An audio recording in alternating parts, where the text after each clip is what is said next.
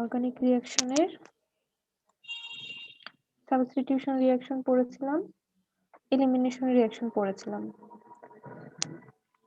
আজকে বাকিগুলা খুব ছোট ছোট আছে। অলরেডি তোমরা বুঝতেই পেরেছো যে সাবস্টিটিউশন রিঅ্যাকশন যেটা, ওটার মেকানিজমে যে দুইটা আছে, SN1 SN2, দুইটা খুব ইম্পর্টেন্ট। বাকি এগুলো খুব অল্প অল্প পরিমাণে আছে, তারপরেও জেনে রাখা লাগবে। আচ্ছা, ম্যাক্সিমাম প্রেজেন্ট হয়ে গেছে, আমরা শুরু করতে পারি নাকি?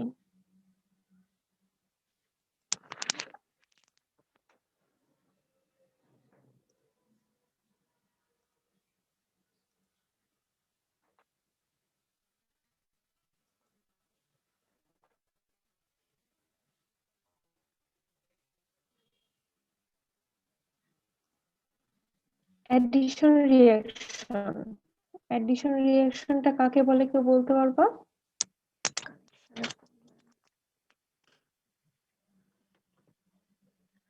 কথা ঠিক মতো শোনা যাচ্ছে?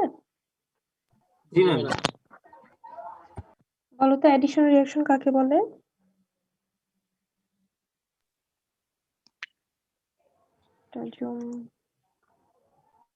জুম করছি, বলো অ্যাডিশন রিঅ্যাকশন কাকে বলে? ম্যাম কোন স্পেসিসের সাথে অন্য কোন স্পেসিস ম্যাম সংযোজন করা। সংযোজনের মাধ্যমে, এবং কোনো কিছু এলিমিনেট হবে না।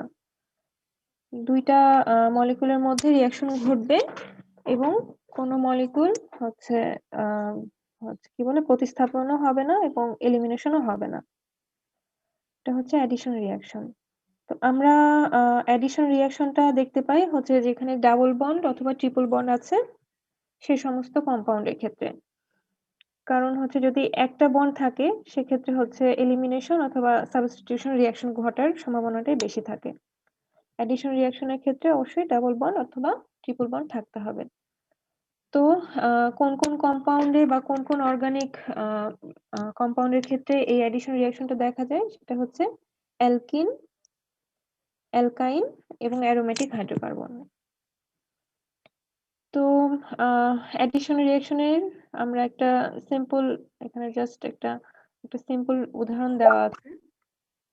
কার্বন কার্বন ডাবল বন্ড দিয়ে এই রিঅ্যাকশনটা বোঝানো হয়েছে। এটা হচ্ছে সাবস্ট্রেট, এটা হচ্ছে রিএজেন্ট, আর এটা হচ্ছে আমাদের সেই অ্যাডিশন প্রোডাক্ট।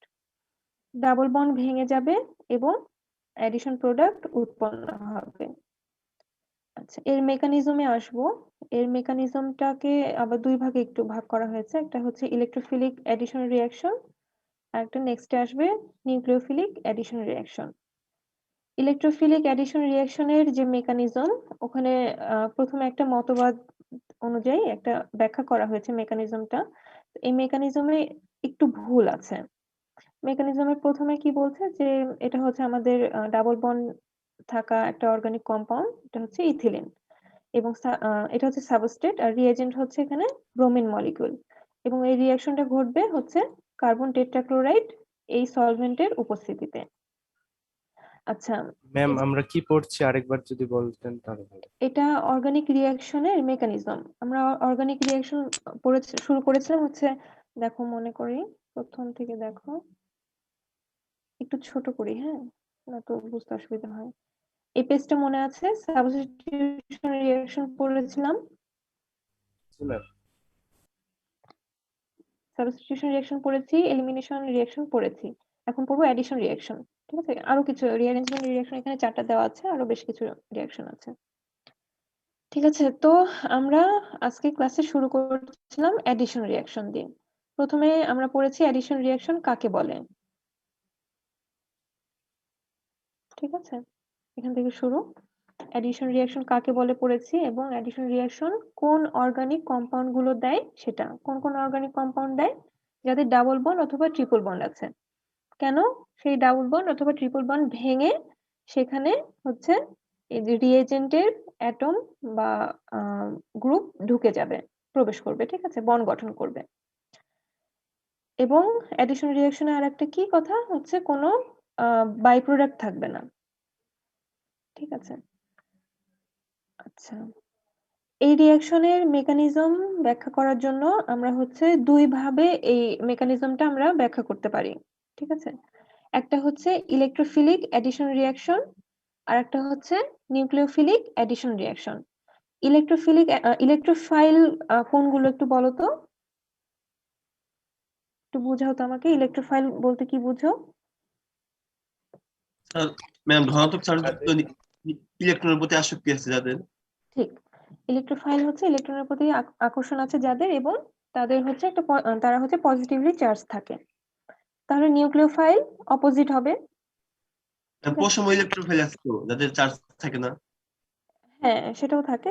নিউক্লিওফাইল হচ্ছে যাদের পজিটিভ হচ্ছে যে সেন্টার থাকে কোন একটা কম্পাউন্ডে, তার প্রতি আকর্ষণ থাকে। ঠিক আছে? তার চার্জ থাকুক চাই না থাকুক। আচ্ছা, মেকানিজমে আসি। কোন মেকানিজমটা পড়ছি আমরা? হচ্ছে অ্যাডিশন রিঅ্যাকশনের, ইলেকট্রোফিলিক অ্যাডিশন রিঅ্যাকশনের মেকানিজম। তো প্রথমে যেটা বলছিলাম, এখানে যে মেকানিজমটা ব্যাখ্যা করা আছে এখানে একটু সামান্য ভুল আছে। মানে আমি বলছি না, বইতেই বলা আছে। এখানে যে মেকানিজমটা ব্যাখ্যা করা আছে এই মেকানিজমটা সঠিক নয়। কারণ হচ্ছে, আচ্ছা প্রথমে দেখি, এটা হচ্ছে আমাদের ইথিলিন, ডাবল বন্ড আছে এরকম একটা অর্গানিক মলিকুল।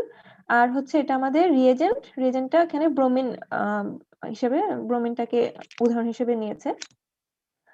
এই এই যে একটা রিঅ্যাকশনের, এই রিঅ্যাকশনে একটা হচ্ছে ইউজ বলো তো, মনে করতে পারো কি?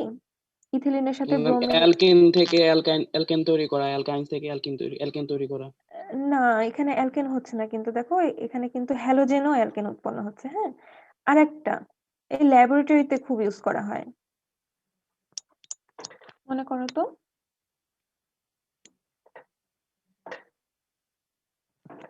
অ্যালকিনের ব্রোমিন পরীক্ষা মনে পড়ছে? জি ম্যাম। হ্যাঁ, কি হয় যে ব্রোমিনের সাথে অ্যালকিন অথবা অ্যালকাইন রিঅ্যাকশন করে ব্রোমিনের যে কালারটা থাকে সে কালারটা দূর করে দেয়। যদি দূর না করে তাহলে আমাদের স্যাম্পল হতো অ্যালকেন। ঠিক আছে? আর এই ডাবল বন্ডের, তাহলে এই ব্রোমিন পরীক্ষা দ্বারা আমরা হচ্ছে আমাদের অর্গানিক কম্পাউন্ডের ডাবল বন্ড পরীক্ষা করতে পারি। আচ্ছা, এটা গেল এই এই মেকানিজম বা এই রিঅ্যাকশনের একটা। ম্যাম এটা কোন বই? এটা ওই বইটাই পড়াচ্ছি, অরুণ ভল এন্ড বিএস ভল, অ্যাডভান্সড অর্গানিক কেমিস্ট্রি। আচ্ছা, এখানে দেখো মেকানিজমে যেটা বলেছে, ব্রোমিন পার্শিয়ালি একদিকে হচ্ছে পার্শিয়ালি পজিটিভ, পার্শিয়ালি নেগেটিভ, একটা কার্বন অ্যাটমের সাথে ব্রোমিন যুক্ত হচ্ছে এবং এটা হচ্ছে 1 নাম্বার ইন্টারমিডিয়েট প্রোডাক্ট তৈরি করছে। ঠিক আছে? ভুলটা এখানেই। ঠিক আছে? ভুলটা এখানে কি? এখানে দেখো ডাবল বন্ড থাকার কারণে কার্বন কার্বনের মধ্যে ফ্রি রোটেশন সম্ভব না। ঠিক আছে? মেইন যে কম্পাউন্ড সেটা, সেক্ষেত্রে। কিন্তু এখানে যে ইন্টারমিডিয়েট যে প্রোডাক্টটা, সেখানে দেখা যাচ্ছে যে কার্বন কার্বন সিঙ্গেল বন্ড থাকার কারণে এদের মধ্যে ফ্রি রোটেশনটা সম্ভব হচ্ছে। কিন্তু এটা হবে না ইন্টারমিডিয়েট প্রোডাক্টের ক্ষেত্রে।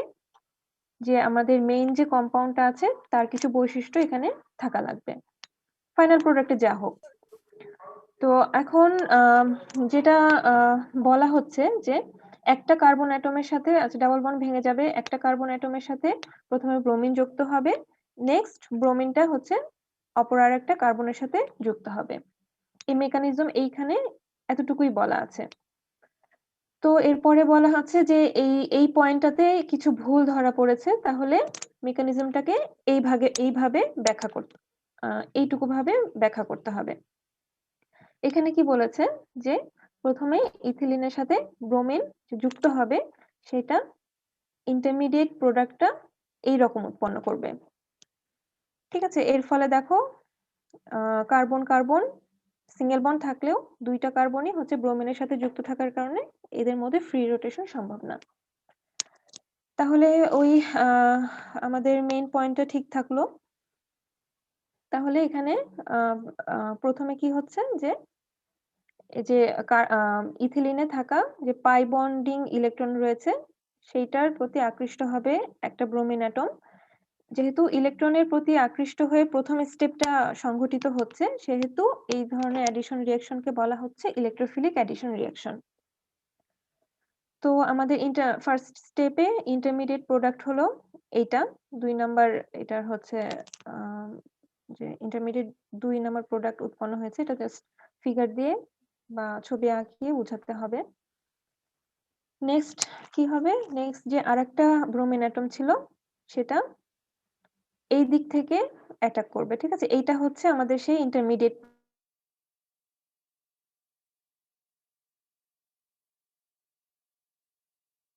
আরেক ধরনের প্রোডাক্ট হতে পারে, ঠিক আছে? এটা এক ধরনের কিরকম যে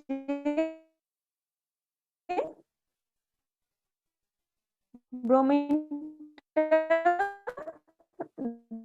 দুইটা ব্রোমিন অপোজিট পাশে কথা আছে। বাফারিং করতে। এই ধরনের কম্পাউন্ডের ক্ষেত্রে আমরা দেখতে পাচ্ছি যুক্ত আছে একই পাশে, এটা হচ্ছে সিস। এখন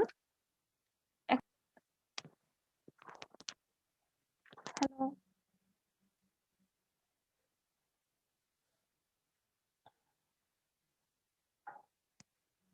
হ্যালো, জি ম্যাডাম। এখন ঠিক আছে কথা? জি ম্যাডাম। আচ্ছা, এখানে এই 2 নাম্বার স্ট্রাকচার দিয়ে যেই কম্পাউন্ডটা দেখানো হয়েছে এইটা সেটা, ঠিক আছে? সেটা হচ্ছে এটা। এখন এখান থেকে যে ফাইনাল প্রোডাক্টটা হবে সেটা 2 রকম হতে পারে।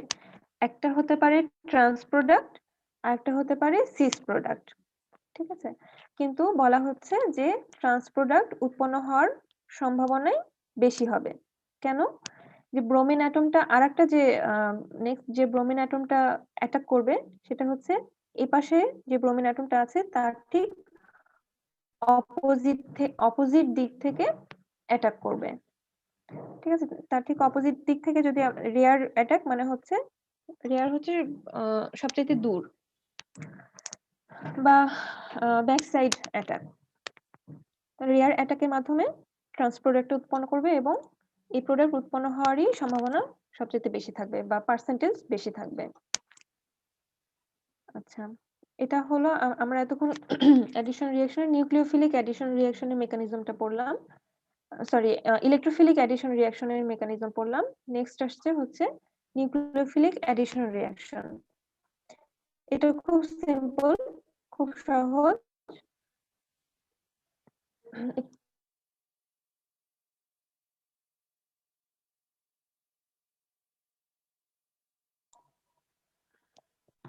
আচ্ছা, নিউক্লিওফিলিক অ্যাডিশন রিঅ্যাকশনটা বেশ সিম্পল। এটা দেখা যায় সাধারণত কার্বনিল কম্পাউন্ডের ক্ষেত্রে নিউক্লিওফিলিক অ্যাডিশন রিঅ্যাকশন দেখা যায়। নিউক্লিওফিলিক অ্যাডিশন রিঅ্যাকশনের ক্ষেত্রে কি হয় যে কার্বনিল গ্রুপের থাকে, আমরা কি জানি একটা কার্বন অক্সিজেনের সাথে ডবল বন্ডেড থাকে। তো অক্সিজেন যেহেতু কার্বনের তুলনায় বেশি ইলেকট্রোনেগেটিভ, সেহেতু এই যে এখানকার যে পাই বন্ডিং ইলেকট্রনটা রয়েছে সে নিজের দিকে টেনে নিবে এবং পার্শিয়ালি নেগেটিভলি চার্জড হবে। তাহলে অপরদিকে কার্বনটা হয়ে যাবে পার্শিয়ালি পজিটিভলি চার্জ। এখন কার্বন এখানে হচ্ছে পার্শিয়ালি পজিটিভলি চার্জ, তাহলে নিউক্লিওফাইল এখানে অ্যাটাক করবে। নিউক্লিওফাইল রিএজেন্ট হিসেবে আমরা ধরে নিই, একটা উদাহরণ নিই, হাইড্রোজেন সায়ানাইড, ঠিক আছে? HCN HCN হচ্ছে হাইড্রোজেন সায়ানাইড সলভেন্টে যে উৎপন্ন করবে হাইড্রোজেন আয়ন এবং সায়ানাইড আয়ন। তাহলে এখানে নিউক্লিওফাইল কোনটা বলতো? HCN সলভেন্টে যে উৎপন্ন করলো H প্লাস প্লাস হচ্ছে CN মাইনাস। নিউক্লিওফাইল কোনটা? CN minus. CN minus negatively charge, এর পজিটিভলি চার্জড প্রতি আকর্ষণ রয়েছে। তাহলে প্রথম স্টেপে দেখো এখানে হচ্ছে একটা নিউক্লিওফাইল হচ্ছে অ্যাটাক করেছে বা নিউক্লিওফাইলের সাথে বন্ড গঠন হয়েছে, সেহেতু এর নাম হয়েছে নিউক্লিওফিলিক অ্যাডিশন রিঅ্যাকশন। তো এখানে অক্সিজেন হয়ে গেছে নেগেটিভলি চার্জ, বাকি হাইড্রোজেন সায়ানাইড থেকে আমাদের H প্লাস বাকি থাকছে। সেকেন্ড স্টেপে হচ্ছে সেই হাইড্রোজেন আয়ন অক্সিজেন যে নেগেটিভলি চার্জ রয়েছিল সেখানে যে তার সাথে বন্ড গঠন করবে, ঠিক আছে? এটা হচ্ছে আমাদের নিউক্লিওফিলিক অ্যাডিশন রিঅ্যাকশন এর মেকানিজম। রিঅ্যারেঞ্জমেন্ট রিঅ্যাকশন এখানে বেশ বড়, বেশ অনেক অনেক বেশ কয়েকটা উদাহরণ দিয়ে বলা আছে। আমরা খুব সিম্পল করে পড়বো। আমাদের যদি পরবর্তীতে এরকম কোনো উদাহরণ আসে তখন আমরা এই মেকানিজমে আবার আসবো। রিঅ্যারেঞ্জমেন্ট রিঅ্যাকশনটা কি?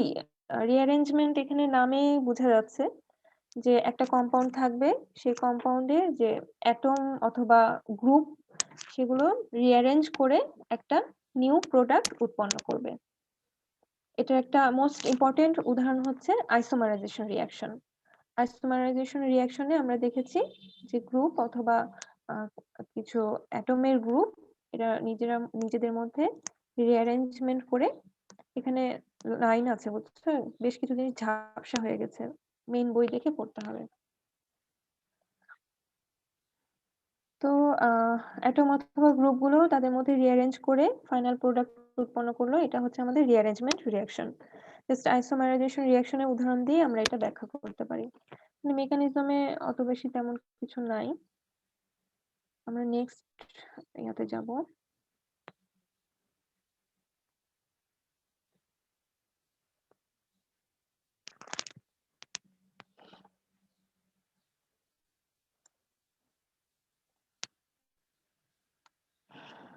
নেক্সট হচ্ছে পলিমারাইজেশন রিঅ্যাকশন। পলিমারাইজেশন রিঅ্যাকশন কাকে বলে আমরা অলরেডি জানি। The union of two ma'am উপরের এই রিয়েকশনগুলো কি লাগবে? উপরের এইগুলা কি লাগবে? উপরের এগুলো অনেক কঠিন আছে। আমরা যদি এরকম রিঅ্যাকশন দেখি পরবর্তীতে তখন না হয় আমরা আবার এখানে আসব। ঠিক আছে, আপাতত থাক। আচ্ছা যেটা বললাম যে রিঅ্যারেঞ্জমেন্ট রিঅ্যাকশন কাকে বলে, যদি এরকম প্রশ্ন থাকে রিঅ্যারেঞ্জমেন্ট রিঅ্যাকশন কাকে বলে বলবা, উদাহরণ দিয়ে বলবা যে আইসোমারাইজেশন রিঅ্যাকশন, একটা কেমিক্যাল ইকুয়েশন দিয়ে দিবা, ব্যাস অতটুকুই। আপাতত অতটুকুই পড়ালাম। পলিমারাইজেশন রিঅ্যাকশন কি? যে the union of two or more molecules of a substance to form a large single molecule is called polymerization. পলিমারাইজেশনে কি হয় যে একটা একই ধরনের অথবা দুই বা ততোধিক ধরনের হচ্ছে সিম্পল মলিকিউল থাকে, তারা হচ্ছে পলিমারাইজেশন রিঅ্যাকশনের মাধ্যমে একটার সাথে একটা সংযুক্ত হয়ে একটা বিশাল আকার চেইনের একটা প্রোডাক্ট উৎপন্ন করে, যেটাকে বলে পলিমার। এই পলিমারাইজেশন রিঅ্যাকশনটা ঘটে সাধারণত দুইটা রিঅ্যাকশনের মাধ্যমে। একটা হচ্ছে অ্যাডিশন পলিমারাইজেশন, যেটা ঘটে অ্যাডিশন রিঅ্যাকশনের মাধ্যমে। কনডেনসেশন পলিমারাইজেশন, যে পলিমারাইজেশনটা কনডেনসেশন রিঅ্যাকশনের মাধ্যমে সংঘটিত হয়। অ্যাডিশন পলিমারাইজেশন কাকে বলে বলতে পারবা? অ্যাডিশন রিঅ্যাকশনের মতনই উদাহরণ বা সংজ্ঞা। উদাহরণ হিসেবে আছে পলিথিন যে উৎপন্ন হয় সেটা অ্যাডিশন পলিমারাইজেশনের মাধ্যমে, এই রিঅ্যাকশনের মাধ্যমে উৎপন্ন হয়। ঠিক আছে, এত বেশি বিস্তারিত তো যাচ্ছি না, তোমরা তো পলিমার সম্পর্কে মনে হয় পড়বা, তখন অনেক বেশি আরো বেশি কিছু জানবা। কনডেনসেশন পলিমারাইজেশন বা কনডেনসেশন রিঅ্যাকশনটা কি? যে হচ্ছে এখানে দেখো দুই ধরনের মলিকিউল আছে, তারা সংযুক্ত হয়ে একটা নিউ প্রোডাক্ট উৎপন্ন করবে, কিন্তু এখানে এক অথবা দুই বা তারও বেশি কিছু সিম্পল মলিকিউল হচ্ছে কনডেন্স হয়ে যায়। মানে এখান থেকে মনে করো এখানে কি নিঃসৃত হয়েছে, এখানে ইথানল, এক মলিকিউল ইথানল সরে গেছে, এক মলিকিউল ইথানল এখান থেকে সরে যে এই দুটো প্রোডাক্টকে কনডেন্স করে এই ফাইনাল প্রোডাক্টটা দিয়েছে। ঠিক আছে, এটাই হচ্ছে আমাদের কনডেনসেশন পলিমারাইজেশন। একইভাবে আসছে কনডেনসেশন রিঅ্যাকশন। ঠিক আছে, পলিমারাইজেশন রিঅ্যাকশন এই পর্যন্ত এখানেই শেষ। আর একটা রিঅ্যাকশন আসছে, এটা হচ্ছে কনডেনসেশন রিঅ্যাকশন। এখান থেকে আমরা মেইনলি পড়বো অ্যালডল কনডেনসেশন। ঠিক আছে, এখানে কি আছে? এখানে জাস্ট সংজ্ঞা আছে, একটু বিস্তারিত বুঝিয়ে বলা আছে, আর উদাহরণ আছে। অ্যালডল কনডেনসেশনটা আমরা দেখি। অ্যালডল কনডেনসেশন কি? যে দুইটা অ্যালডিহাইড বা দুই মলিকুল অ্যালডিহাইড হচ্ছে একটা বেস সোডিয়াম হাইড্রোক্সাইডের উপস্থিতিতে অ্যালডল উৎপন্ন করে। অ্যালডল কি? অ্যালডল হচ্ছে এমন একটা কম্পাউন্ড যেখানে কার্বনের গ্রুপ এবং এই অ্যালকোহলের যে OH গ্রুপ সেটা দুইটা গ্রুপই উপস্থিত থাকে। ঠিক আছে, অ্যালডল কনডেনসেশনটা কি? দুই মলিকিউল হচ্ছে অ্যালডিহাইড, সোডিয়াম হাইড্রোক্সাইডের উপস্থিতিতে উৎপন্ন করে অ্যালডল। অ্যালডল হচ্ছে এমন একটা কম্পাউন্ড যেখানে কার্বনের গ্রুপও থাকে আবার অ্যালকোহলের OH মূলকও থাকে। আচ্ছা, পসিবল মেকানিজমটা কি? এখানে হচ্ছে দুইটা মলিকুল হচ্ছে অ্যালডিহাইড আছে। এখানে কি উদাহরণ নেওয়া হয়েছে? ইথানঅ্যালডিহাইড বা অ্যাসিটালডিহাইড। ইথানল বা অ্যাসিটালডিহাইড এর উদাহরণ দিয়ে এটা ব্যাখ্যা করা হয়েছে। প্রথমে চিন্তা করি এক মলিকুল হচ্ছে ইথানলকে চিন্তা করি। এখানে কি হয়েছে যে এক মলিকুল ইথানল, এই যে এখানে আমাদের বেস ছিল, সেই বেজের সাথে রিঅ্যাকশন করে এক মলিকুল ওয়াটার সরিয়ে ফেলবে এবং এই ইথানল নেগেটিভলি চার্জড হবে। ঠিক আছে, যেহেতু এখানে বুঝতে পারছো কিনা জানি না, এখানে আছে CH3CHO আর এখানে আছে CH2CHO। একটা প্রোটন সরে গেছে, অতএব নেগেটিভলি চার্জড হয়েছে। আচ্ছা, আরেক মলিকুল এইটা হচ্ছে আরেকটা মলিকুল আমাদের অ্যালডিহাইড। সেইখানে কি হয়েছে, রেজোনেন্সের মাধ্যমে বলো বা এই ইলেকট্রন আকর্ষণে, না রেজোনেন্স এখানে বলা ঠিক হবে না, এখানে হচ্ছে অক্সিজেনের ইলেকট্রনের আকর্ষণের ফলে অক্সিজেন হয়ে গেছে, অক্সিজেন এখান থেকে পাই ইলেকট্রন নিজের দিকে নিয়ে নিয়েছে, নিয়ে নেগেটিভলি চার্জড হয়েছে। তাহলে কার্বন হয়ে গেছে পজিটিভলি চার্জড। ঠিক আছে, এটা হলো ফার্স্ট স্টেপ, এইটুকুটা। এই দুইটা, একটা অ্যালডিহাইড হচ্ছে নেগেটিভলি চার্জড হলো, আর একটা অ্যালডিহাইড এর কার্বন পজিটিভলি চার্জড হলো।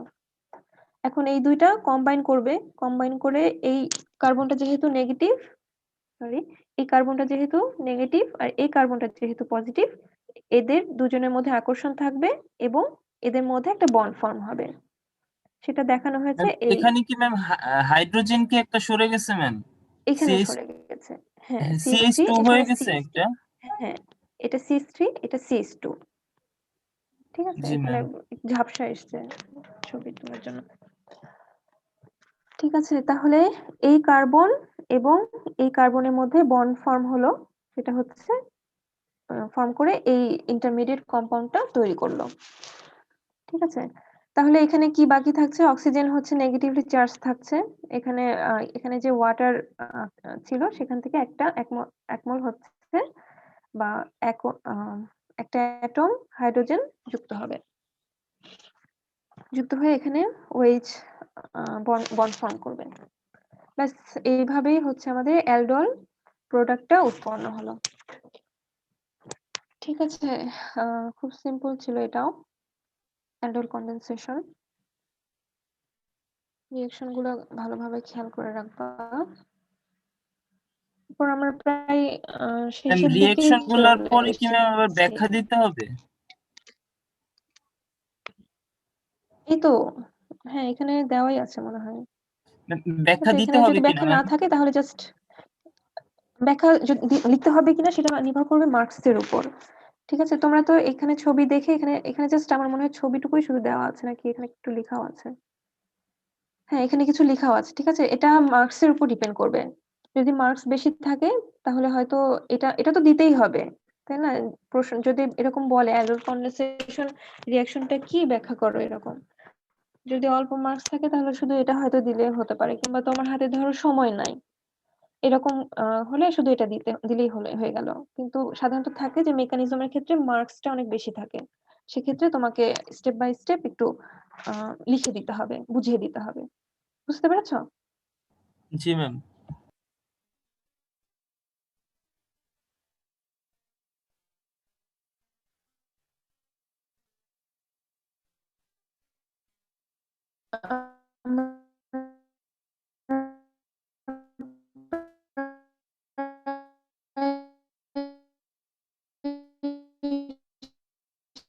ম্যাম আপনার কথা বাফারিং করতেছে।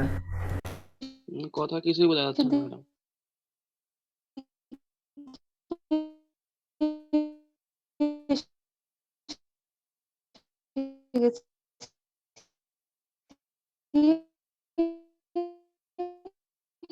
কিছু শোনা যাচ্ছে না। গুলোর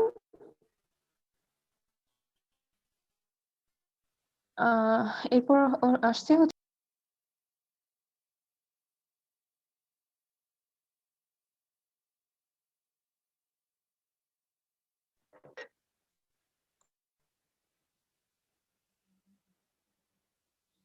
আচ্ছা, শুনতে পাচ্ছ কি তোমরা? এখন শুনতে পাচ্ছি ম্যাডাম। এখন শোনা যাচ্ছে ম্যাম। আচ্ছা, ঠিক আছে। শেয়ার।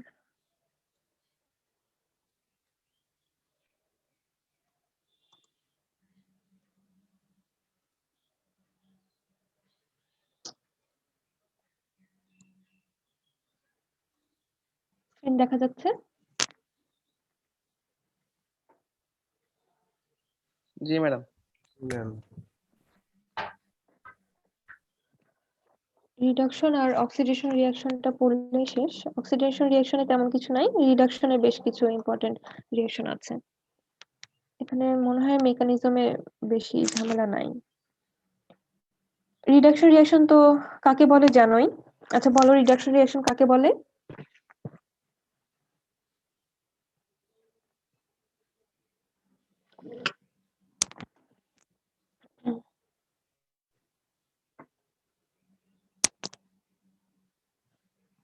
কথা শোনা যাচ্ছে আমার? জি ম্যাম। কথা শোনা যাচ্ছে? বলো, রিডাকশন রিঅ্যাকশন কাকে বলে বলো?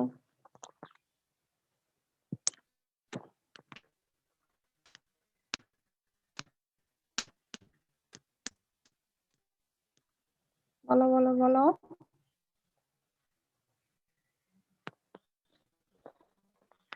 ম্যাম ইলেকট্রন গ্রহণ করাকে না? ইলেকট্রন গ্রহণ করে কি হয়? প্রোটন সংযোজন। হ্যাঁ, প্রোটন সংযোজন হতে পারে। হ্যাঁ, সেটা হবে, অবশ্যই হবে।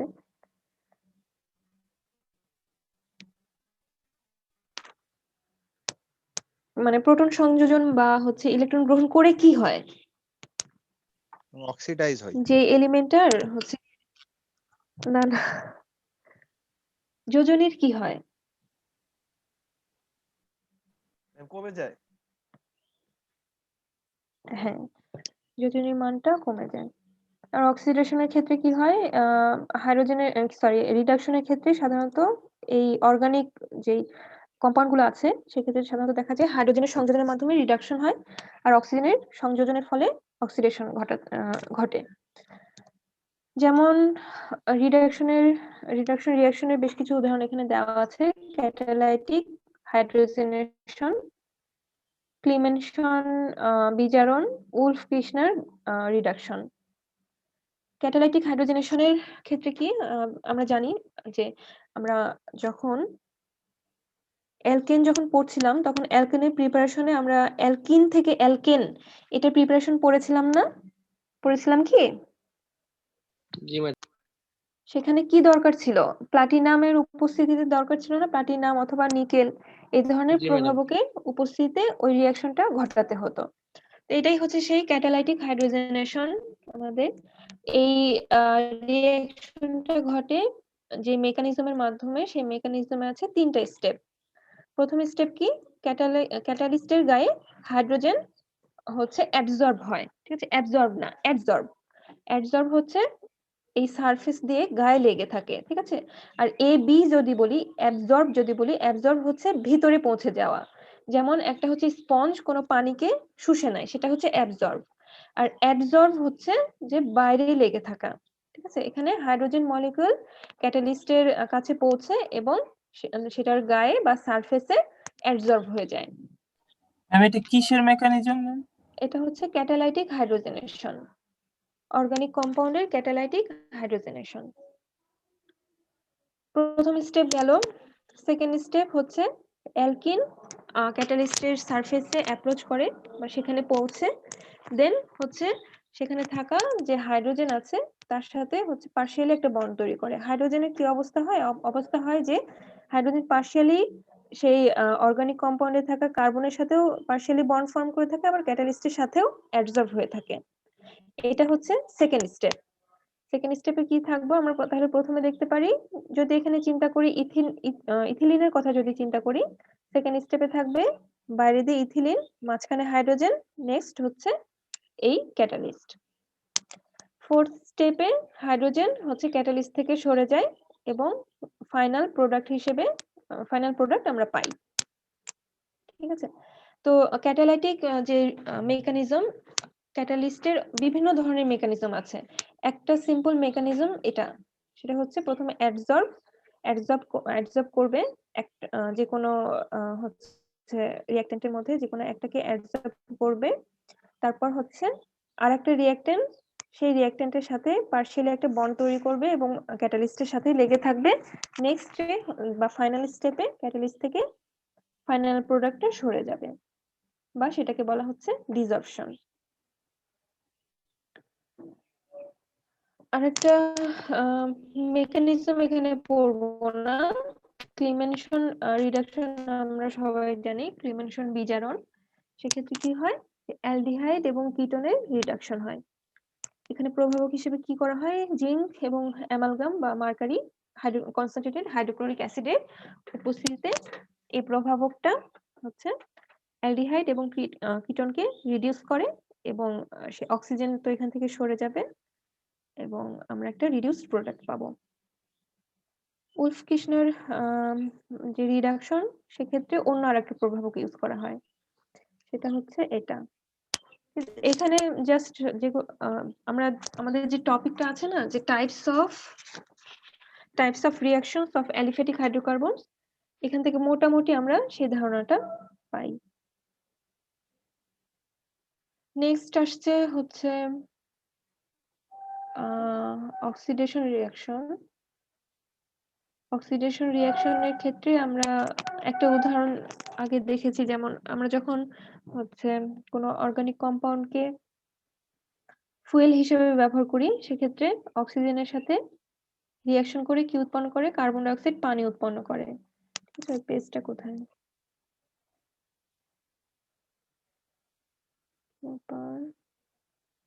অক্সিডেশনের এটা। ঠিক আছে, অক্সিডেশনের এক্সাম্পল অফ অক্সিডেশনের জাস্ট বেশ কিছু উদাহরণ দেওয়া আছে। ঠিক আছে, যখন আমরা ফুয়েল হিসেবে ব্যবহার করি তখন হচ্ছে কার্বন ডাই অক্সাইড পানি পাই আর হচ্ছে বেশ পরিমাণে হিট এনার্জি উৎপন্ন হয়। আরো ইম্পর্টেন্ট অক্সিডেশন রিঅ্যাকশন হচ্ছে এই যে গ্লাইকল উৎপন্ন করার যে রিঅ্যাকশন, অথবা অ্যালকোহলের অক্সিডেশনের ফলে অ্যালডিহাইড উৎপন্ন হওয়ার যে রিঅ্যাকশন, এগুলো যখন হচ্ছে আমরা যখন অ্যালকেন অলরেডি পড়েছি, অ্যালকিন অ্যালকাইন এভাবে যখন পড়বো তখন আরো বেশি উদাহরণ আমরা দেখতে পাবো এবং সেটার ইউজ বা অ্যাপ্লিকেশন সরাসরি আমরা দেখতে পাবো। আচ্ছা, অর্গানিক রিঅ্যাকশন মেকানিজমটা এই পর্যন্তই মোটামুটি।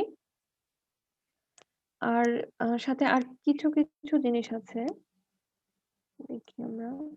যেমন হচ্ছে আমরা এতদিন যেগুলো পড়ে আসলাম, ইলেকট্রোফাইল, নিউক্লিওফাইল কাকে বলে, কার্বনিয়াম আয়ন, কার্বোক্যাটায়ন, কার্বনায়ন, এগুলো সম্পর্কে একটু জানতে হবে, ছোট ছোট কোশ্চেন আসতে পারে। প্রথমে আসি যে হচ্ছে ইলেকট্রোনেগেটিভিটি কাকে বলে। ইলেকট্রোনেগেটিভিটি কাকে বলে বলো তো, তোমাদের মধ্যে যে কেউ একজন বলো।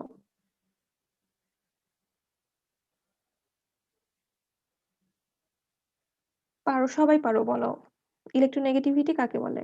শেয়ারকৃত ইলেকট্রন কোনো একটা পরমাণু দ্বারা যদি বেশি আকর্ষিত হয় তাহলে সেই পরমাণুর ইলেকট্রন শক্তি বেশি।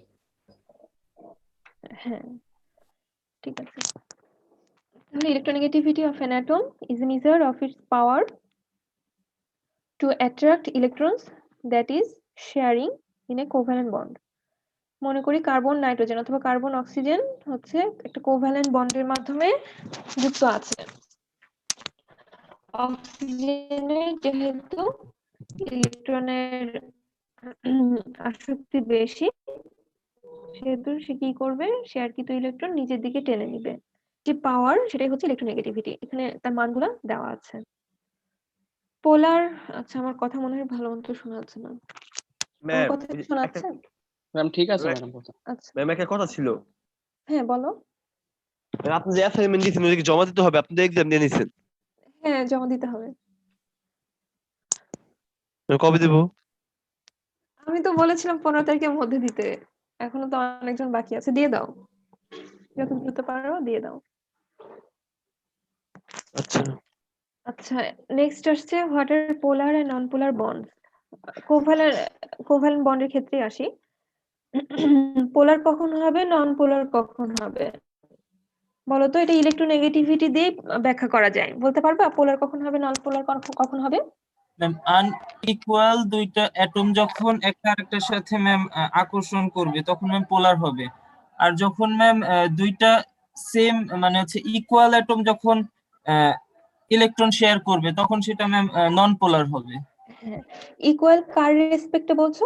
এই ইলেকট্রোনেগেটিভিটির রেসপেক্টে। জি ম্যাম। ঠিক আছে, যেমন হচ্ছে কার্বন কার্বন কার্বন কার্বন এরকম বন্ড যদি থাকে, তাদের মধ্যে দুইটা কার্বনের হচ্ছে ইলেকট্রোনেগেটিভিটির মান সমান, অতএব তাদের হচ্ছে যে তাদের মধ্যে যে বন্ডটা সেটা হবে নন পোলার।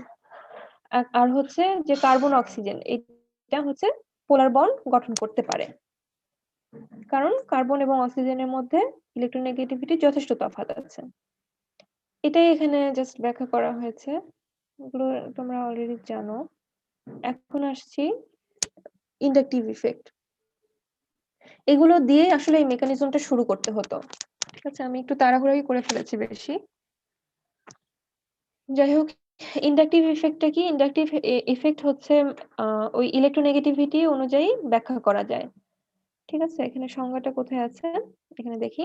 The inductive effect, I effect, refers to the polarity produced in a molecule as a result of higher electronegativity of one atom compared to another. এই যে এতক্ষণ আমরা যেটা পড়লাম, এখানে যেমন ধরো এখানে একটা উদাহরণ দেওয়া আছে, কার্বন ক্লোরিনের সাথে কোভ্যালেন্ট বন্ডে আবদ্ধ আছে। ক্লোরিনের ইলেকট্রোনেগেটিভিটি বেশি কার্বনের তুলনায়। কার্বন ক্লোরিন হচ্ছে নেগেটিভলি চার্জড পার্শিয়ালি, এবং কার্বন এখানে পার্শিয়ালি পজিটিভলি চার্জড। এটাই হচ্ছে এটা এই প্রসেসটা কিভাবে হয়? ইন্ডাকটিভ ইফেক্টের মাধ্যমে হয়। ঠিক আছে, তো মাইনাস আই ইফেক্ট, এই ইফেক্ট অনুযায়ী কিছু ফাংশনাল গ্রুপকে বিভক্ত করা হয়েছে দুই ভাগে। ইন্ডাকটিভ জিনিসটা কি? ইন্ডাকটিভ ইফেক্টটা ইন্ডাকটিভ ইফেক্ট এটা হচ্ছে কিছুটা যে এটা বাংলা করতে গেলে মানে বাংলায় বলা লাগবে, বুঝছো? তাছাড়া এমনি বলতে পারি এই সংজ্ঞা অনুযায়ী। তোমাকে বোঝাতে গেলে বাংলায় বোঝানো একটু বাংলা করা লাগবে। আচ্ছা, দেখি ইন্ডাকটিভ মানে কি বলছে।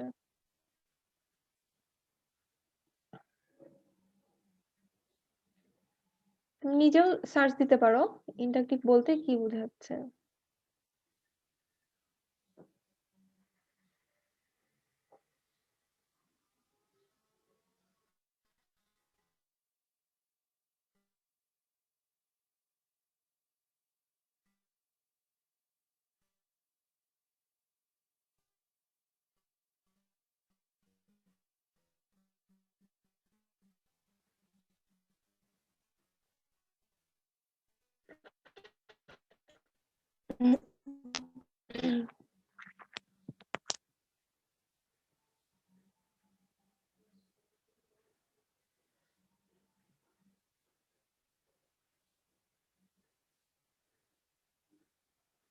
এটা আরো বেশি জটিল করে ফেলছে। ঠিক আছে, আবেশ যখন ভ্যান্ডার ওয়ালস বন্ড পড়েছে, তুমি এখান থেকে কি বুঝতে পারলে না বলো তো? আমার কথা শোনাচ্ছে কি? শব্দটা হচ্ছে আনকমন লাগছে এই জন্য বললাম। হ্যালো, হ্যাঁ ম্যাডাম, এটা কি আচ্ছাদনকারী প্রভাব? ও আচ্ছা, বারবার পড়ো তাহলে হয়ে যাবে। হ্যাঁ, এটা বাংলা ওটাই। ইন্ডাকটিভ ইফেক্টের ফলে ধরো যে কোভ্যালেন্ট বন্ডে থাকা যে কম্পাউন্ড গুলো, সেগুলোতে না আয়নিক যে কম্পাউন্ড সেগুলো আমরা জানি যে পোলার কম্পাউন্ড গঠন করে, কিন্তু কোভ্যালেন্ট কম্পাউন্ডে যখন আমরা বৈশিষ্ট্য পড়েছিলাম তখন কি পড়েছিলাম? এটা সাধারণত নন পোলার। ঠিক আছে, কিন্তু এই যে পোলারিটি, কোভ্যালেন্ট বন্ডে থাকা কোনো একটা কম্পাউন্ড, তার মধ্যে যে পোলারিটিটা প্রবেশ করছে বা পোলারিটিটা ইনডিউস হচ্ছে, সেটা ব্যাখ্যা করা যায় এই ইন্ডাকটিভ ইফেক্ট দ্বারা। ঠিক আছে, এবং ইন্ডাকটিভ ইফেক্টের ক্ষেত্রে সেই ইলেকট্রোনেগেটিভিটির বিষয়টা চলে আসবে। আমার কথা শোনা যাচ্ছে? আমার এখানে নেটওয়ার্কে তো সমস্যা দেখাচ্ছে। আমার শোনা যাচ্ছে ম্যাডাম।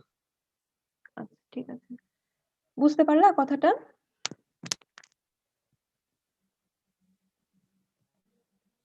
ইন্ডাকটিভ ইফেক্ট সম্পর্কে যে প্রশ্ন করেছিল সে বলো, বুঝতে পেরেছো কিনা? না ম্যাম, এটা বুঝতে পারিনি ম্যাম। আচ্ছা শোনো, আমরা তুমি মনে করো ফার্স্ট সেমিস্টারে আমরা পড়েছিলাম না আয়নিক কম্পাউন্ড সম্পর্কে। আয়নিক কম্পাউন্ডের হচ্ছে বৈশিষ্ট্য, তুমি কথা বলো আমার সাথে, তুমি হচ্ছে ইয়া করে রাখো, আনমিউট ম্যাম। করে রাখো। জি ম্যাম।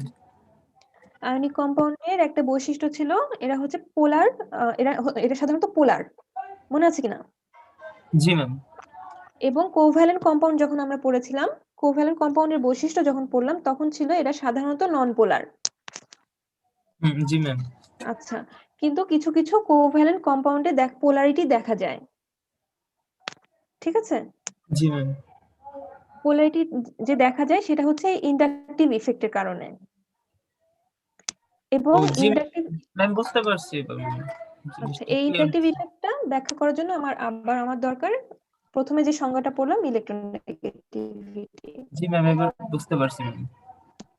ঠিক আছে,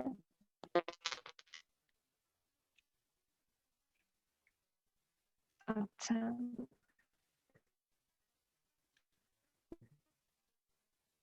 আহ তো এখন কি বলতে নিলাম যে গ্রুপ ইন্ডাকটিভ ইফেক্টের এটাকে বেস করে কিছু ফাংশনাল গ্রুপকে দুই ভাগে ভাগ করা যায়। একটা হচ্ছে ইলেকট্রন অ্যাট্রাক্টিং আর একটা সেটা হচ্ছে plus I effect group. Electron attracting group কোনগুলা?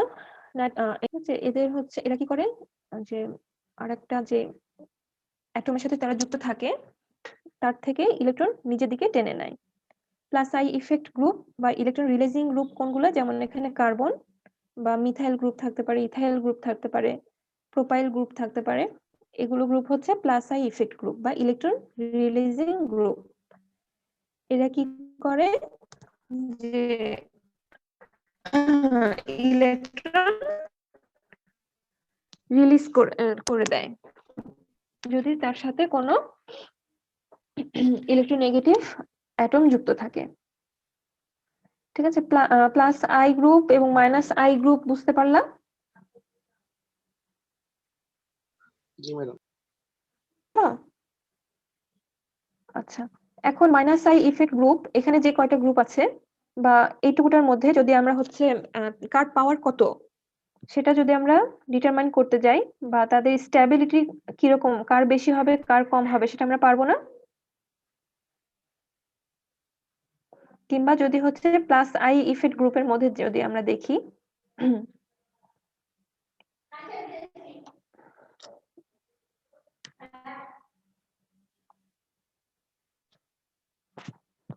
আচ্ছা, তো যেটা বলছিলাম একটা ইম্পর্টেন্ট কোশ্চেন হচ্ছে এখানে মনে করো বেশ কিছু ফাংশনাল গ্রুপ দেওয়া আছে, ঠিক আছে, গ্রুপ কিছু দেওয়া আছে, প্লাস আই ইফেক্ট গ্রুপে দেওয়া আছে। এদের মধ্যে হচ্ছে কাদের ইফেক্টিভিটিটা বেশি বেশি হবে বা ইলেকট্রন রিলিজিং পাওয়ার কার বেশি হবে সেটা ডিটারমাইন করতে হবে। কার বেশি হবে বলতে পারো? এখানে এই কার্বনের সাথে যুক্ত আছে 3টা কার্বন, এই কার্বনের সাথে যুক্ত আছে 2টা কার্বন, এই কার্বনের সাথে যুক্ত আছে 1টা কার্বন, এখানে জাস্ট একটা কার্বনই আছে। তাহলে ইলেকট্রন রিলিজিং এর পাওয়ার এগুলোর মধ্যে কার বেশি হবে বলো তো? ম্যাম CH3 বেশি হবে ম্যাম। যার সাথে যে কার্বনের সাথে 3টা কার্বন অলরেডি যুক্ত আছে এটার হচ্ছে ইফেক্টটা বেশি হবে বা রিলিজিং পাওয়ারটা বেশি হবে। ঠিক আছে, এর মাঝে এরকম এরকম এটা আরো কম। ঠিক আছে, আচ্ছা এরপর আসছে মেসোমারিক ইফেক্ট। মেসোমারিক ইফেক্টে সাধারণত দেখা যায় যে সব কোভ্যালেন্ট বন্ড তো অবশ্যই কোভ্যালেন্ট বন্ড কিন্তু ডাবল বন্ড আছে সেই ক্ষেত্রে এই মেসোমারিক ইফেক্টটা দেখা যায়। মেসোমারিক ইফেক্টও একই রকম, ঠিক আছে, যে পোলারিটি ইনডিউস হয় একটা কোভ্যালেন্ট কম্পাউন্ড কিন্তু তার মধ্যে আমরা পোলারিটি দেখতে পাই। সে যেমন হচ্ছে কার্বনের গ্রুপে আমরা পোলারিটি দেখতে পাই, সেটা হচ্ছে আমরা মেসোমারিক ইফেক্টের মাধ্যমে ব্যাখ্যা করতে পারি। ঠিক আছে, এখানে কি হয় একই কথা বারবার আসছে যে অক্সিজেনের ইলেকট্রোনেগেটিভিটি বেশি, সে বন্ডিং ইলেকট্রন নিজের দিকে আকর্ষণ করে নেয়, নেগেটিভলি চার্জড হয়, কার্বন পার্শিয়ালি পজিটিভলি চার্জড হয়ে যায়। ঠিক আছে, আর এখানে স্ট্যাবিলিটির কিছু বিষয় আসবে, ঠিক আছে? এই ইফেক্টকে বেস করে গ্রুপগুলোকে আবার দুই ভাগে ভাগ করা হয়েছে, প্লাস এম মাইনাস এম। একই রকম, যেরকম প্লাস আই দেখলাম মাইনাস আই দেখলাম সেরকম। এখন আমরা একটা কোশ্চেনে আসি। কোশ্চেনটা হচ্ছে, না এখানে নাই। আচ্ছা 1 মিনিট থামো, আমার একটু সমস্যা।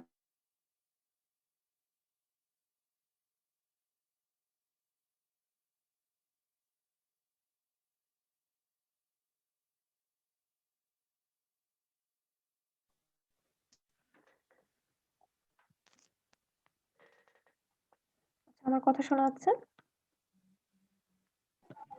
জি ম্যাম, শোনা যাচ্ছে।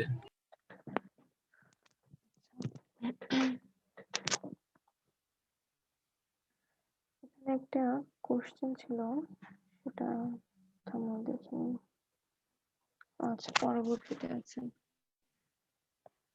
তো মেসোমারিক ইফেক্ট থেকে আমরা জাস্ট কি পড়লাম, সংজ্ঞা, কিছু বর্ণনা, আর গ্রুপ, এই ইফেক্টকে বেস করে গ্রুপগুলোকে দুই ভাগে বিভক্ত করা। ঠিক আছে, ইলেকট্রোম্যাগনেটিক ইফেক্ট একই রকম, পোলারিটি ইনডিউস হয়, কিন্তু এক্ষেত্রে কি হয় যে একটা রিএজেন্টের উপস্থিতি থাকতে হবে। মনে করি এ এবং বি দুইটা হচ্ছে অ্যাটম দুইটা হচ্ছে কোভ্যালেন্ট বন্ডে আবদ্ধ। এরা পোলারিটি কখন শো করবে, যখন একটা নির্দিষ্ট রিএজেন্ট উপস্থিত থাকবে তখন। ঠিক আছে, এখানে জাস্ট সংজ্ঞা উদাহরণ একটুকুই ব্যাস আছে। আচ্ছা এখানে একটা জাস্ট কিছু সিম্পল জিনিস আছে, ছোট ছোট বেশ কিছু সংজ্ঞা টাইপের জিনিস আছে। সিগমা বন্ড ব্রেকিং, এটা আমাদের জন্য দরকার হবে যখন আমরা ফ্রি রেডিক্যাল পড়তে চাইবো, বা কার্বনিয়াম আয়ন, কার্বোক্যাটায়ন। ম্যাম এটা কত নাম্বার চ্যাপ্টার থেকে পড়াচ্ছেন ম্যাম? ওই চ্যাপ্টারের প্রথম দিকে। এটা হচ্ছে যে সলিউশন ইয়াটা, এই জি বইটা ম্যাম। হচ্ছে সলিউশনের বইটা। বন্ড ব্রেকিং, দুইটা অ্যাটমের মধ্যে কোভ্যালেন্ট বন্ড আছে, সিগমা বন্ড আছে। আচ্ছা এই বন্ডটা ভেঙে যাবে, সেটা হচ্ছে দুই ভাগে হতে পারে। একটা হচ্ছে হোমোলাইটিক ফিশন, ফিশন মানে জাস্ট ব্রেকিং বোঝাচ্ছে, অথবা হোমোলাইসিস। আর একটা হচ্ছে হেটেরোলাইটিক ফিশন বা হেটেরোলাইসিস। আচ্ছা আমার কথা ক্লিয়ার শোনা যাচ্ছে? জি ম্যাডাম। জি ম্যাম। হোমোলাইটিক ফিশন বা হোমোলাইসিসের ক্ষেত্রে কি হয় যে এই যে কোভ্যালেন্ট বন্ডে আবদ্ধ থাকা যে দুইটা বন্ডিং ইলেকট্রন রয়েছে, এই দুইটা বন্ডিং ইলেকট্রন দুইটা অ্যাটম ভাগাভাগি করে নেয়, সমানভাবে ভাগাভাগি করে নেয়। ঠিক আছে, এটাই হচ্ছে হোমোলাইসিস বা হোমোলাইটিক বন্ড ফিশন। এর ফলে আমরা যে প্রোডাক্টটা পাই সেগুলোকে বলা হয় ফ্রি রেডিক্যাল। তাহলে ফ্রি রেডিক্যাল আমরা কিভাবে পাবো? ফ্রি রেডিক্যাল আমরা হচ্ছে যখন হচ্ছে সিগমা বন্ডের হোমোলাইটিক ফিশন হয় বা ব্রেকিং হয়, তখন আমরা ফ্রি রেডিক্যাল পাবো। হেটেরোলাইটিক বন্ড ফিশন বা হেটেরোলাইসিস যখন হচ্ছে যে বন্ডিং ইলেকট্রনটা থাকে সেটা হচ্ছে একটা অ্যাটম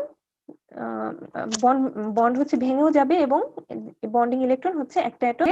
এই উদাহরণে হচ্ছে এর তুলনায় বি এর ইলেকট্রোনেগেটিভিটি বেশি। সো এ কি করবে, যে বন্ডিং ইলেকট্রনটা আছে নিজের দিকে নিয়ে নিবে এবং নেগেটিভলি চার্জড একটা অ্যাটম গঠন করবে। এটাকে কি বলা হয়, যদি এটা যদি কার্বন থাকতো, বিটা যদি হচ্ছে যদি কোনো অর্গানিক কম্পাউন্ডের একটা ফ্র্যাকশন থাকতো, তাহলে সেটাকে আমরা কি নাম করতাম? কার্বানায়ন। ঠিক আছে, তাহলে এটাকে বলতাম কার্বানায়ন। আর এটা যদি কোনো অর্গানিক কম্পাউন্ডের ফ্র্যাকশন হয়, তাহলে এটাকে বলবো কার্বনিয়াম আয়ন বা কার্বোক্যাটায়ন। তাহলে হেটারোলাইটিক বন্ড ফিশনের মাধ্যমে আমরা কার্বোক্যাটায়ন, কার্বানায়ন বা কার্বনিয়াম আয়ন ইত্যাদি এগুলো পেতে পারি। আচ্ছা, প্রাইমারি, সেকেন্ডারি, টারশিয়ারি কার্বন কাকে বলে এটা তোমরা অলরেডি জানো, এবং এদের স্ট্যাবিলিটিটা কার কি রকম হবে সেটাও সম্ভবত এখানে দেওয়া আছে, দেওয়া নাই? দেওয়া নাই। আচ্ছা পরবর্তীতে আমরা দেখবো। আচ্ছা এরপর আসছি water carbonium ion. Carbonium ion কাকে বলে? এবং আরেকটা ইম্পর্টেন্ট কোশ্চেন হবে যে তাদের স্ট্যাবিলিটির মধ্যে তুলনা। কার্বনিয়াম আয়ন আমরা যখন হচ্ছে হেটেরোলাইসিস আমরা যখন করলাম তখনই আমরা বুঝে গেছি যে কার্বনিয়াম আয়ন আমরা কিভাবে পাবো। Organic ions, carbonium ions are the organic ions which contain a positively charged carbon atom are called carbonium ion or carbocation. তাহলে খেয়াল করতে হবে কার্বনিয়াম ইউ আছে, কার্বনিয়াম এটা হচ্ছে পজিটিভলি চার্জ, আর কার্বনায়ন সেটা হচ্ছে নেগেটিভলি চার্জ। এখানে ইকুয়েশন দ্বারা এখানে বোঝানো হয়েছে, ঠিক আছে, যে এটা একটা কম্পাউন্ড ছিল, এটা হচ্ছে বন্ডিং ইলেকট্রনের পেয়ার জেড, এখানে জেড অ্যাটমটা বন্ডিং ইলেকট্রন নিজের দিকে নিয়ে নিয়েছে, তাহলে কার্বন পজিটিভলি চার্জড হয়েছে এবং কার্বোক্যাটায়ন উৎপন্ন করেছে। আচ্ছা, এখানে আসি, এখন স্ট্যাবিলিটিতে আসি। স্ট্যাবিলিটি কার্বনিয়াম আয়নগুলোর ক্ষেত্রে স্ট্যাবিলিটি ব্যাখ্যা করার জন্য আমাদের দুইটা বিষয় মাথায় রাখতে হবে। একটা হচ্ছে রেজোনেন্স কাকে বলে আমরা তো জানি, তাই না? রেজোনেন্স হচ্ছে যে মনে করো এটা একটা কম্পাউন্ড বা মলিকিউল, এখানে alternatively single bond double bond, single bond double bond এরকম আছে, তখন সেক্ষেত্রে কি হয়, পাই ইলেকট্রনের হচ্ছে ডিলোকালাইজেশন সম্ভব হয়। ডিলোকালাইজেশন বলতে এখানে ইলেকট্রন আছে কিন্তু পর মুহূর্তে বা আরেকটা স্ট্রাকচারে আমরা দেখতে পারি এখানে ডাবল বন্ড, এটাই হচ্ছে ডিলোকালাইজেশন, ঠিক আছে? তো এই ডিলোকালাইজেশনের মাধ্যমে একটা কম্পাউন্ড, যেমন ধরো বেনজিন দিয়ে আমরা বুঝাই, বেনজিনে আমরা এই স্ট্রাকচারে দেখতে পাচ্ছি এখানে ডাবল বন্ড, এই তিনটা পজিশনে ডাবল বন্ড। ডিলোকালাইজেশনের ফলে কি হয় যে এই ডাবল বন্ডটা এখানে আসতে পারে, এটা এখানে, আর এটা এখানে চলে যেতে পারে, এটাই হচ্ছে ডিলোকালাইজেশন। এবং এর ফলে বিভিন্ন ধরনের স্ট্রাকচার পসিবল হয়, ঠিক আছে? সে পসিবল স্ট্রাকচার গুলোকে বলা হয় রেজোনেন্স স্ট্রাকচার, ঠিক আছে? তো রেজোনেন্স যদি থাকে, রেজোনেন্স মানে বুঝতে পারছো একটা সিঙ্গেল বন্ড একটা ডাবল বন্ড এরকম অল্টারনেটিভলি থাকবে, সেই ক্ষেত্রে যদি যে কার্বনিয়াম আয়ন যুক্ত থাকলে তার স্ট্যাবিলিটিটা বেড়ে যাবে, ঠিক আছে? কারণ এই পজিটিভ চার্জটাও তখন বিভিন্ন জায়গায় বিভিন্ন কার্বন অ্যাটমের মধ্যে স্থানান্তরিত হবে, এর ফলে সেই কার্বনিয়াম আয়নের স্ট্যাবিলিটিটা বেড়ে যায় রেজোনেন্স থাকলে। আর ইন্ডাকটিভ ইফেক্টের মাধ্যমে আমরা তুলনা করতে পারি, যেমন এটা দেখো, এটা হচ্ছে প্রাইমারি কার্বন অ্যাটম, এই কার্বন অ্যাটমের সাথে একটা কার্বন অ্যাটম যুক্ত আছে। সেকেন্ডারি কার্বন অ্যাটম কোনটা, যার সাথে দুইটা কার্বন অ্যাটম যুক্ত থাকে। টারশিয়ারি কার্বন অ্যাটম, এটা হচ্ছে টারশিয়ারি কার্বন অ্যাটম, এটা কেন, কারণ এই কার্বন অ্যাটমের সাথে তিনটা কার্বন অ্যাটম যুক্ত আছে। এখন ইন্ডাকটিভ ইফেক্টের মাধ্যমে আমরা দেখতে পাচ্ছি যে এই কার্বন অ্যাটম থেকে আবার এই কার্বন অ্যাটম থেকে এই তিনটা কার্বন অ্যাটম থেকে এই মাঝের বা টারশিয়ারি কার্বন অ্যাটমকে ইলেকট্রন হচ্ছে প্রোভাইড করা হচ্ছে, ঠিক আছে? প্রোভাইড করা হলে কি হবে, যে পজিটিভলি চার্জ যে আছে পজিটিভ চার্জের মানটা কমে যাবে, যতক্ষণ সে একটা যখন হচ্ছে কার্বনিয়াম আয়নে পরিণত হয়েছিল হেটেরোলাইসিস এর মাধ্যমে, যে কার্বনিয়াম আয়ন গঠন হলো। কথা ক্লিয়ার শোনা যাচ্ছে? আমার কানেকশন একটু সমস্যা দেখাচ্ছে, কথা শোনা যাচ্ছে ক্লিয়ার? জি ম্যাডাম, শোনা যাচ্ছে। জি ম্যাম, শোনা যায়। আচ্ছা, কার্বনিয়াম আয়ন যখন উৎপন্ন হয় সেটা প্রচন্ড রিঅ্যাক্টিভ থাকে, ঠিক আছে? তো তার রিঅ্যাক্টিভ থাকলে তার তো স্টেবিলিটি কম হবে, বুঝতে পারছো? তো এইখানে দেখতে পাচ্ছি আমরা তিনটা কার্বন অ্যাটম এখানে একে নেগেটিভ চার্জ প্রোভাইড করছে, তাহলে কি হবে, পজিটিভ চার্জের কমে যাচ্ছে, সে স্টেবল হয়ে পড়ছে। আবার এইদিকে এক্ষেত্রে এটার ক্ষেত্রে চিন্তা করো, প্রাইমারি কার্বনের ক্ষেত্রে এখান থেকে জাস্ট একটা কার্বন একটা নেগেটিভ চার্জ প্রোভাইড করছে, ঠিক আছে? তাহলে এই দুটোর মধ্যে কম্পেয়ার করলে পাই আমরা যে পজিটিভের মান বা পজিটিভ চার্জের মান এক্ষেত্রে কমে যাচ্ছে এর তুলনায়, সেজন্য স্ট্যাবিলিটিটা টারশিয়ারি কার্বন অ্যাটমের ক্ষেত্রে বেশি। এটা একই হবে যখন কার্বনায়নের ক্ষেত্রেও একই রকম ভাবে ব্যাখ্যা করা যাবে। কার্বনায়ন কাকে বলে? Organic ion which contain a negatively charged carbon atom are called carbanion. এখানে বেশ কিছু উদাহরণ দেওয়া আছে, মিথাইল কার্বনায়ন, ইথাইল কার্বনায়ন। এর স্ট্যাবিলিটি একইভাবে, স্ট্যাবিলিটি যদি হচ্ছে স্ট্রাকচারের রেজোন্যান্স থাকে তাহলে তার স্ট্যাবিলিটিটা বেড়ে যাবে সেই কার্বনায়নের ক্ষেত্রে। এখানে দেখো আচ্ছা দেখি, stabilization of carbanions by inductive effect is in opposite direction from the carbonium ions. Electron releasing groups plus I groups make the carbonium ion less stable. More secondary stable, secondary টা কম মাঝামাঝি থাকবে, এবং tertiary this will equals plus I effect. একইভাবে হচ্ছে carbon আয়নের ক্ষেত্রেও আমরা তাদের স্ট্যাবিলিটিটা ব্যাখ্যা করতে পারি। ফ্রি রেডিক্যাল, এখন আসছে ফ্রি রেডিক্যাল। আচ্ছা, আমি প্রথমে ফ্রি রেডিক্যাল কাকে বলে এটার সংজ্ঞাটা দিয়ে দিয়েছি। বলতো ফ্রি রেডিক্যাল কিভাবে উৎপন্ন হবে?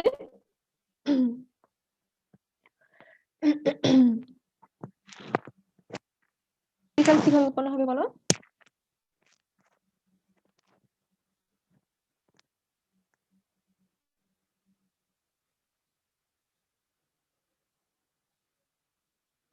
সিগমা বন্ড ব্রেকিং হয়েছিল দুই ভাবে। সিগমা বন্ডের ম্যাম ভাঙনের মাধ্যমে ম্যাম। হ্যাঁ, ভাঙনের মাধ্যমে। কোন ধরনের ভাঙনের সুষম মাধ্যমে? বিভাজন, হ্যাঁ, হোমোলাইসিস। হোমোলাইসিস। এইটা আজকে আমাদের লাস্ট টপিক হচ্ছে ইলেকট্রোফাইল আর হচ্ছে নিউক্লিওফাইল।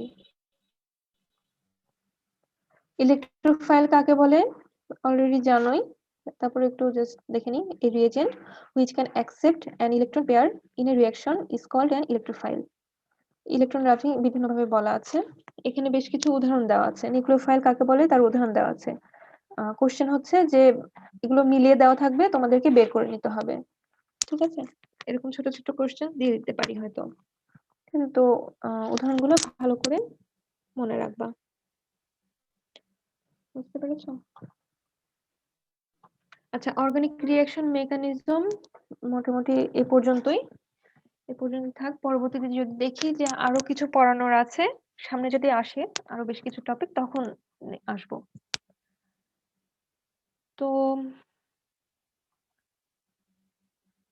এই পর্যন্তই। তোমাদের কোনো কোশ্চেন আছে?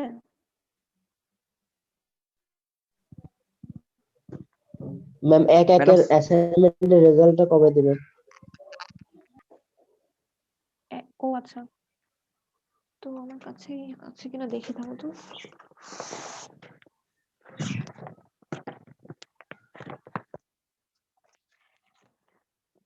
আচ্ছা, এই সেমিস্টারে যে অ্যাসাইনমেন্ট দিয়েছি সেটা না, মার্কস নাই কিন্তু জমা দিবা, জমা দেওয়ার দরকার আছে।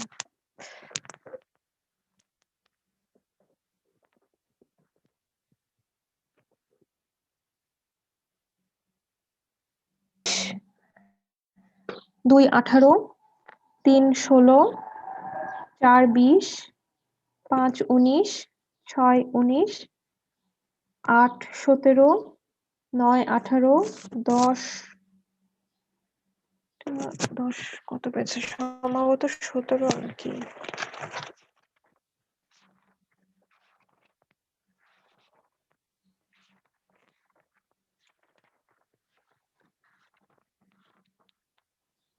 আঠারো 12 18, 13 19, 14 20, 15 18, 16 18, 17 13, 18 19, 19 18, 20 18, 21 15, 22 20, 23 20, 24 18, 25 16, 26 19, 27 15, 28 18, 29 18, 30 14, 18 সালের 12 18, 20-এর মধ্যে, ঠিক আছে? দাও তোমরা। এসিটির খাতা এখনো দেখা হয়নি।